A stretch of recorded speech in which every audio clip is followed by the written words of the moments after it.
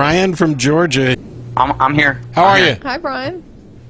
Hey, everybody. I watch this show all the time. I grew up in a Christian home, so I know what it's like to live a Christian lifestyle. But while it's a wonderful lifestyle, when I tried to, much like Matt, when I tried to validate it using logic, using reason, using everything else we know about the world, I couldn't come to validate it. I could not come to accept it as truth, and I had to reject it consequently. You know, I do have lots of religious discussions with people, and most times there's a lot of confusion about the terminology, what it means to be an atheist, what it means to be agnostic, or a theist or a deist. And so I was wondering if you two could clarify each of those terms and maybe tell the audience and viewers what it means to be a strong atheist and why you are a strong atheist. Sure. A theist is somebody who believes in a God. An atheist doesn't. An atheist, that doesn't necessarily mean they believe there's no God, although they could.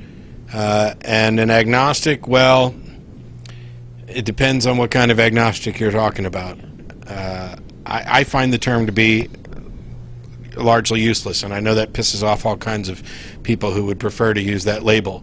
I think it's useless because at the core of it, you're saying, I don't know. Well, okay, I'm asking what you believe. I mean, basically, by what most people mean by agnosticism, they're atheists. Because theism is the positive, the position of positively having a belief. I believe X.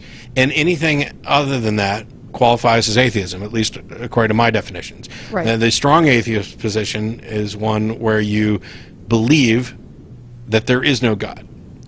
I'm a strong atheist. I actually believe there is no God. I have no idea who else is or isn't, or whether or not they agree with those definitions. I believe there is no God. Now, do I make this claim and say that I'm convinced there's absolutely no God, or that I'm absolutely convinced? No. So you're basically talking about relative terms. Yeah. You're not talking about absolute knowledge or absolute truth. Nope. I reject claims of absolute certainty outside of and that's what I do. experiential, esoteric, that's exactly and what I logical do. absolutes. Yeah. And Okay. you had also asked to explain why, like,